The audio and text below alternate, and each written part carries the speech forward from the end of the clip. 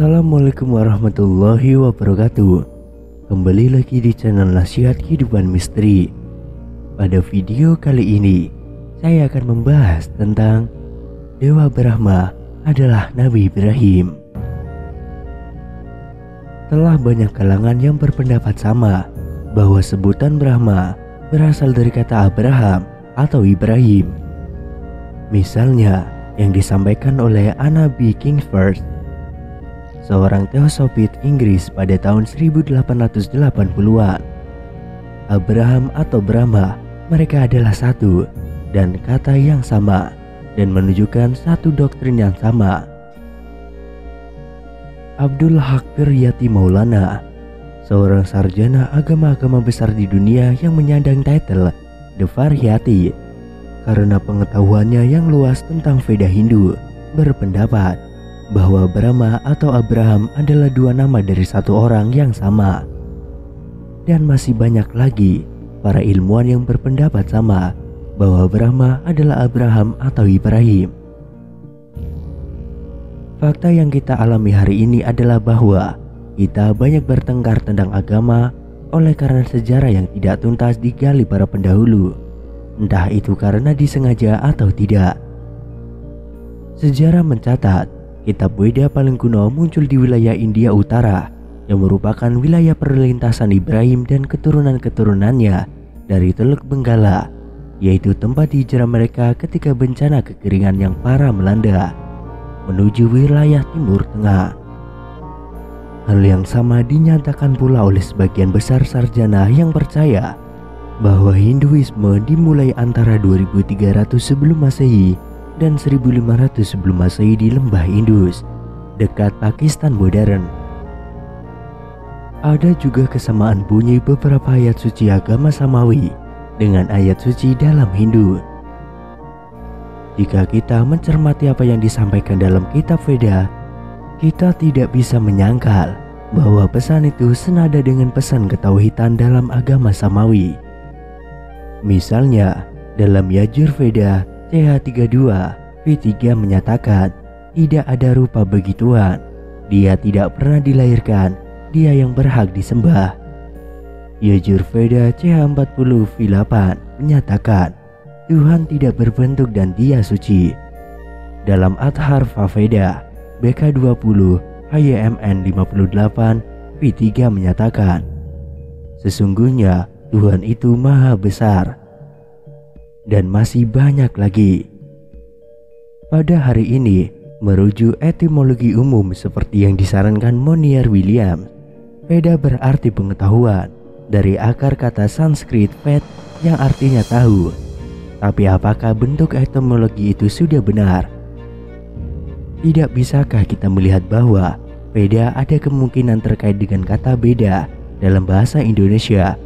Hal ini tentu saja dimungkinkan bahwa halnya banyak kata dalam bahasa Indonesia yang kita ketahui dapat kita temukan kesamaannya dalam bahasa Sanskrit. Jika kita mencermati dengan seksama surat Ali Imran ayat 3-4, kita akan dapat melihat kemungkinan jika Al-Quran diturunkan untuk orang terdahulu sebelum kedatangan Taurat dan Injil.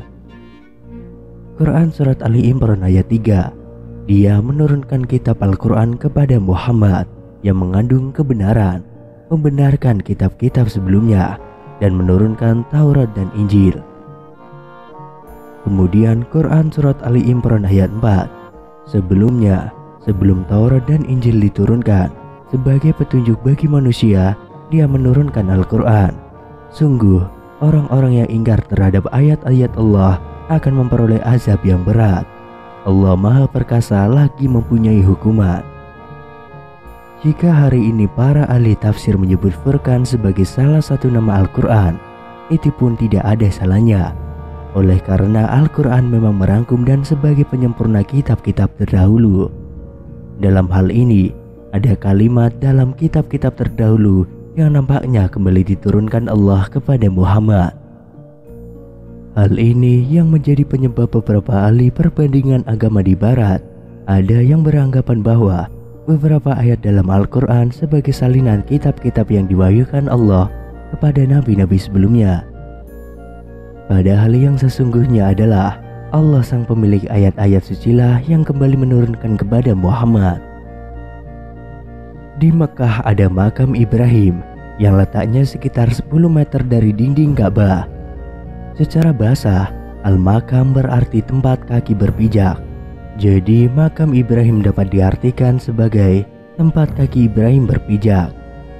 Selama ini narasi yang beredar tentang makam Ibrahim umumnya merujuk pada batu yang dianggap menjadi pijakan Ibrahim selama ia dan Ismail membangun Ka'bah.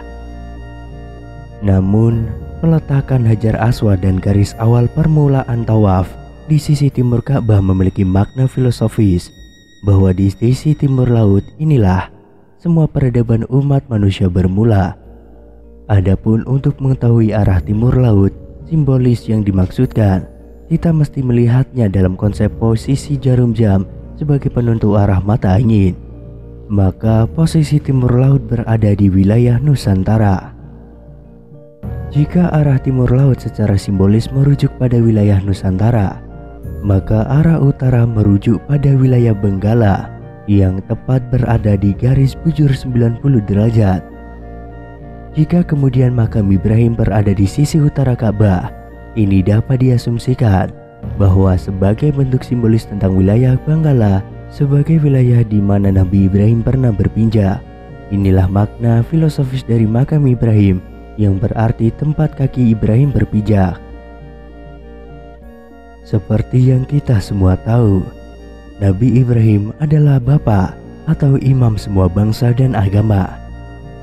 The teaching of Tauhid tentu sudah ada sejak Adam alaihissalam sampai kepada rentetan kenabian setelahnya, yaitu Nabi Adam, Nabi Idris, Nabi Nuh, Nabi Hud, Nabi Saleh, dan anak-anak mereka. Hanya saja pengajaran yang diberikan masih bersifat lokalitas dan terbatas untuk kaum tertentu saja. Mungkin saja jumlah penduduk dunia saat itu masih terlokalisir pada wilayah tertentu saja. Seiring perkembangan zaman dan penyebaran populasi, kelihatannya Ibrahimlah orang yang kemudian paling sukses meramu dan mengkokohkan doktrin-doktrin tauhid warisan guru-guru spiritualnya sebelumnya, sehingga berada pada level yang lebih tinggi untuk ditransmisikan pada semua bangsa. Karenanya Ibrahim dikenal dengan bapak tauhid atau monoteisme bagi semua agama. Versi Injil menyebutkan awalnya ia bernama Abram, lalu diubah Tuhan menjadi Abraham, yang berarti bapak semua bangsa. Kamu tidak akan menyebut Abram lagi, melainkan Abraham, karena aku telah menjadikanmu bapak dari bangsa-bangsa.